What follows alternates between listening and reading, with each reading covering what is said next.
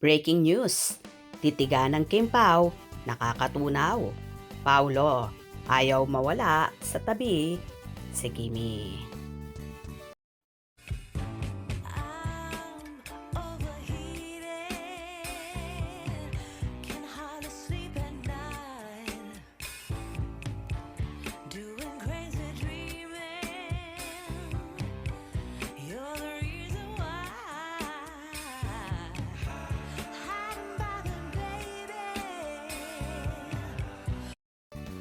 Marami nga ang kinilig sa pagrampa ng lovely couple. Ang mga kap-pamilya stars at bida sa movie na My Love Will Make You Disappear na sina Kim Chiu at Paolo Avellino. Inabangan nga ang power tandem sa red carpet ng ABS-CBN Ball 2025 kung saan nangabog ang Kim Pao sa kanilang mga kasuotan. Si Kimi na rose gold ang tema ng suot na kumikinang at backless pa with slit ang long gown niya na lalong nagpakinang ng kaseksihan ng dalaga at karikitan. While si Paulo naman ay naka-white suit at black pants kung saan bukod sa best couple sila ay nakakuha din sila ng Metro Best Dress. Samantala tila nakakatunaw naman ang naging titigan ng Kim Pao habang naglalakad at kapag titigil sila ang lalagkit ng tinginan nila kapag nagtatama ang kanilang mga mata at in fairness ha, so sweet nilang rumampa sa red carpet na yon.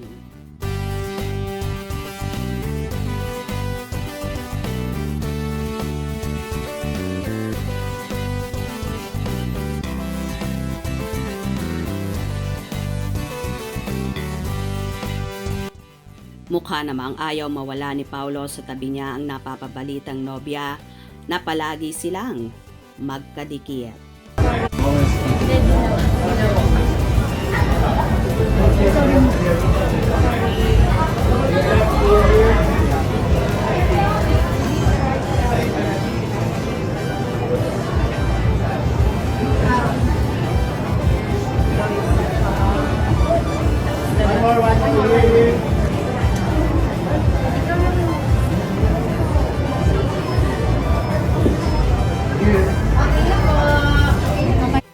Kahit nga sa pagkain ay magkatabi pa ang dalawa kung saan kasama nila sa isang table ang bestie ni Kimi na si Darren Espanto at tila so happy sa mga kumalat na video para sa Kim Pao.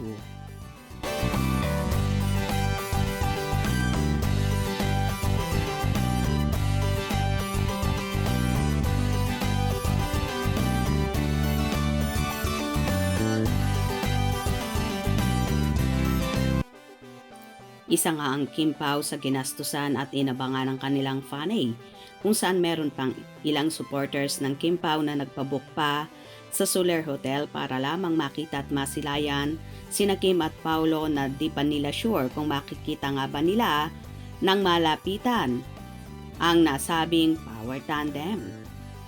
Anyway, marami namang Kim Pao supporters ang tuwang-tuwa sa mga naging paayudang hatid ng Kim Pao na lalo silang kinilig sa tila totohanang relasyon ni Kim at Paulo. Ang tanong, kailan kaya sila aamin sa publiko? Baka abangan natin yan. Hope you enjoyed. Please subscribe for more info.